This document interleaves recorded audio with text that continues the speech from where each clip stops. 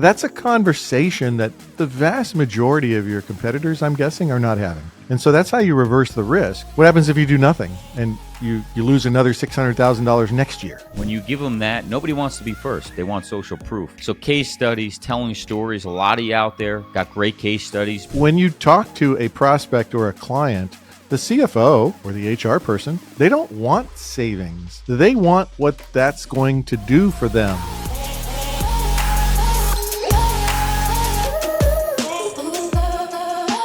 What's up, everybody? Welcome back. Heads Up Advisor here, back with a new show, Why Humans Resist Change, aka your prospects. Why do they say no continuously? You go in, you think you're saving all this money, you got nothing but great things to say or deliver news to them here, and yet they still say no, or maybe they even ghost you.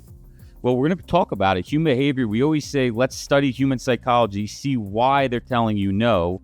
And if you stick around in the end, we're going to give you the ways to get them to change and an easier path to success with your prospects. My name's John Sbrocco, Heads Up Advisor here, co-host Craig Lack. Hey, welcome back. Show sponsor, Virtue Health. Check us out at virtuealliance.com. So let's get into it, Craig. You know, humans resist change, right? People want to say no. It's a human psychology issue, and it's not a matter of logic. It never is. It's a matter of emotion, just like everything else we do in life is based on emotion. And we're going to break that down today. Ain't that the truth? As my buddy John Asroff likes to say, you know, we haven't had a software upgrade in our brains in about 200,000 plus years. It's just wired into the human beings. We resist change. It's just the natural course of things, you know? It's like, oh, what was that noise? It could be a saber-toothed tiger. So be afraid. That kind of stuff just manifests in our world of selling as what I've seen in, my 40 years mostly is people are basically nice and they don't want to tell you no. So they mislead you, they misguide you, they ghost you, all because they don't just want to tell you no. So it's very easy in this industry to spend a lot of time chasing your tail with hope as your business strategy. And so hopefully we can give you some insights as to how to cut through that resistance to change, because Lord knows I've had a lot of practice. Resisting change, right? Psychologists study it, and basically the feeling of pain hurts twice as bad as the feeling of pleasure here, right? And so we're taught to avoid pain versus move to pleasure. We're primitive. You know, I just got a brain scan done at the Dr. Amen clinics, which we're going to do a whole episode on, and it really broke down the brain. And while I'm asking all these questions, it's, well, why do I do that? Well, that's what the brain is taught to do. The pain of losing something hurts twice as much as the pain of gaining something. It's called loss aversion. It's not just about the money. There's so many different factors that go into it in your decision in life, or as an HR, CFO, or owner, the decision in the healthcare plan. The fear of making a mistake creates a lot of loss aversion, right? The fear of being wrong, the fear of being sold, the fear of not finding about all the possibilities in advance, the fear of noise from your employees. It creates a lot of that fight, flight, or freeze. And so most people will run away or they'll just freeze. Look, I got my own story here. I was out and a friend who shall remain nameless, Christy, gave me some bourbon. And I'm like, I don't drink bourbon, right? I was completely resistant to change. I don't drink bourbon. Oh, no, you got to try it. John, maybe you know, it's like, I don't know, Wild Pig or something. There's some bourbon. Whistle Pig. Whistle Pig. Thank you. See, I had no idea. I take a sip of this thing. It was like, oh, okay. It was the worst thing I've ever tasted, right? So now, fast forward, right? Now I love a good old fashioned, and I'm actually an investor in a bourbon company. So I've gone from resistance to change to now being full blown, I am committed, both time and money, in creating a better bourbon. Essentially, the human brain is a prediction machine. Neuroscientists call it the predictive processing system. When we feel safe, we want to anticipate what comes next, or we're genuinely stressed when we can. It reminds me of me at night when I'm sleeping in bed. I'm thinking about all these things. I'm preparing. I'm literally killing myself in bed because I'm thinking of all this stuff that's going to go wrong or could go wrong. They say but 2% of the things happen that you actually worry about. So this is, in deeper context, this is what your brain is doing. Think of it in these meetings when it's actually presented to you of all the things that run through their head. And that's where the profile comes into play. And you talk about 6 human needs, which you've broken down. We probably should do another episode on is the different needs of an HR person, an owner, a CFO, and how it affects them, and really targeting those things to help them make the decisions to get credit for what they do. Because why would they make this change, right? There's too much uncertainty to them. We already know, unless you're new to sales, that's okay. You already know what the objections are going to be. You already know what thoughts are running through their head. Most of the time, they're never articulated to you. They just keep them in their head, but you know what they are. And so I can't remember who it was, but the book I read, it said you got to future pace your conversation. What you're going to want to do over time is learn how to paint a picture of what this is going to look like if they do nothing, and compare that to what's going to look like when they do some or all of your recommendations. Another thing that comes into play when with risk aversion is the ego, their identity. What if you make a decision and it's wrong? I look at people that post online or do social media, do videos like this. They're worried. Their ego is worried about what could happen. What if I get criticized? What if this? What if that? And it's a major factor in decision making on outcomes, because your decision now is goes across the whole company. And if something goes bad, Susie in HR Susie brought that broker in. Bob, the CFO, brought that broker in, and nobody wants to take the blame for everything. Yeah, there's an old saying. It says, I'd rather be wrong with the group than to be right all by myself. And so that leads people to go, look, I don't want to be the one that makes this decision. And more often than not, that's the number one hindrance to making a sale, is the people that you're talking to are just not comfortable enough in their own skin to make the decision that everyone's going to be impacted by.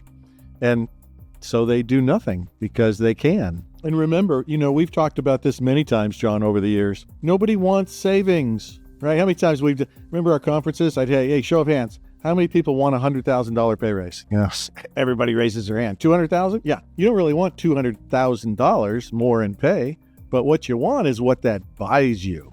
Nicer car, bigger house, better school for the kids, better vacations, et cetera, et cetera. And so when you talk to a prospect or a client, the CFO or the HR person, they don't want savings. They want what that's going to do for them, to add significance to them in their job, to add job security, to make the employees love them more, to make them feel like they're making a bigger contribution to the company and its team members, associates, and employees. And you have to paint that picture, not the numbers picture, because they don't care about that. And so you have to always be cognizant of the fact that you have to do some discovery as to what that HR person or CFO is missing. What's on their agenda?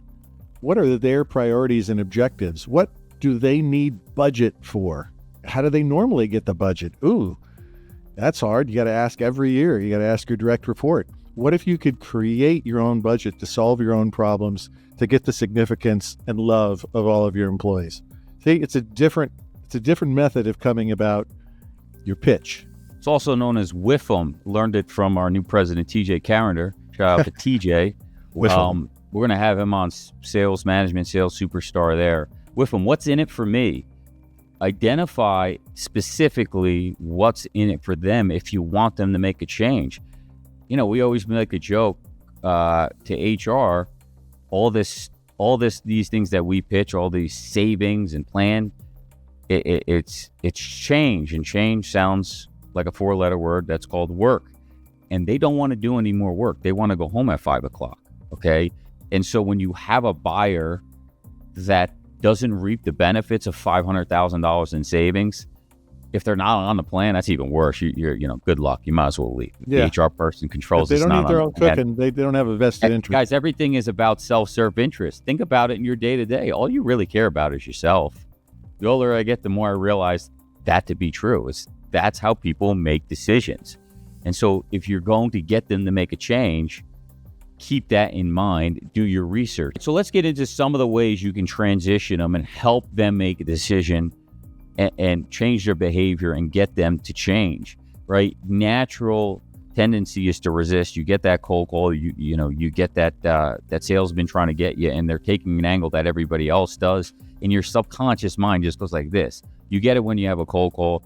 If you haven't looked at Jeremy Miner's stuff, and he talks about tonality, I started to use his stuff in meeting where, the questions aren't as direct.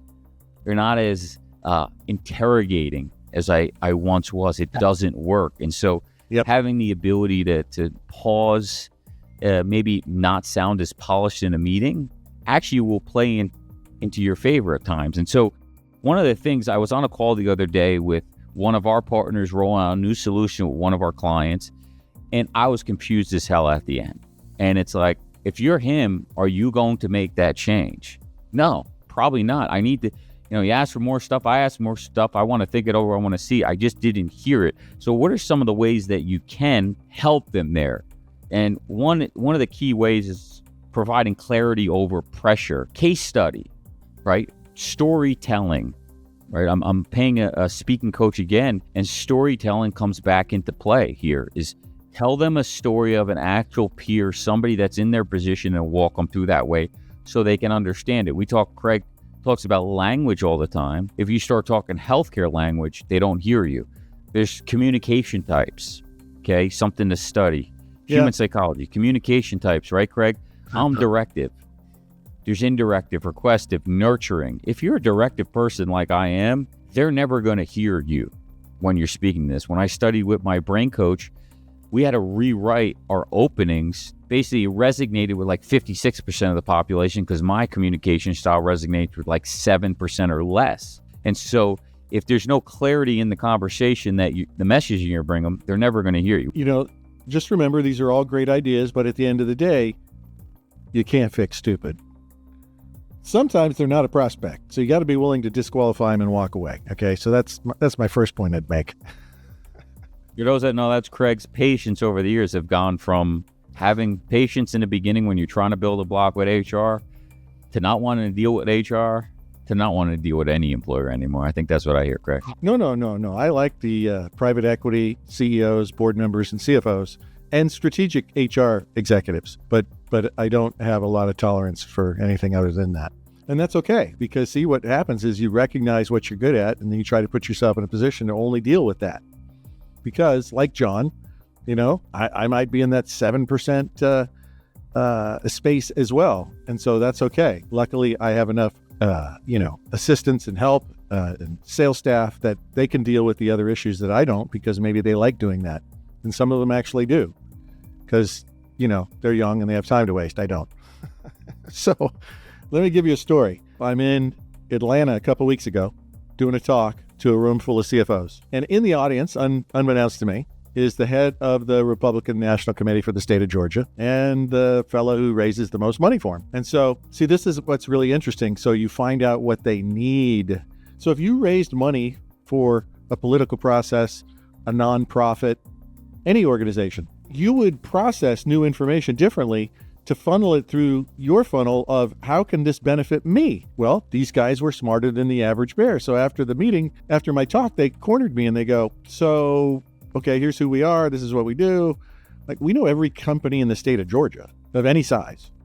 And I said, so let me stop you there. So compared to your competitors who just ask for money, wouldn't you be unique, distinctive, and value added if you could actually show them and create the funds for them for free on how to make commitments to your organization at basically no net cost to them, because you're going to show them how to pay for it out of today, what is an operating expense for all these companies.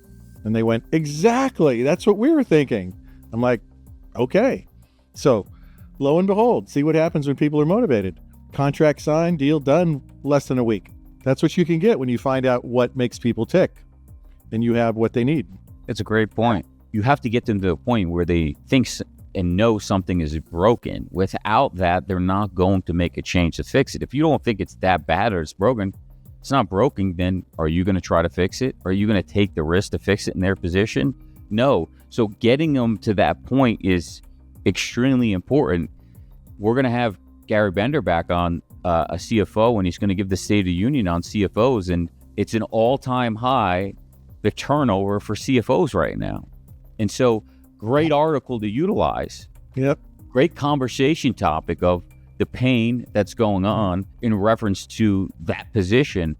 And I love it. Hey, all-time high CFOs. I was reading XYZ article. It's interesting what they said, that it's an all-time high at have you read this? and bringing that up into them to get them to push more to change when they're reluctant to change. I have that article, John. The average tenure is 5.8 years. I'm curious, Joe, CFO prospect, how many years have you been here?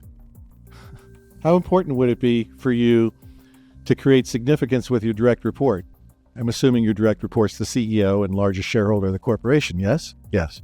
How important would that be? Would it provide you job security since you've been here 4 years and the average tenure is 5.8? It would seem like, could be a slippery slope. And so you find out what makes them tick and you solve their problem.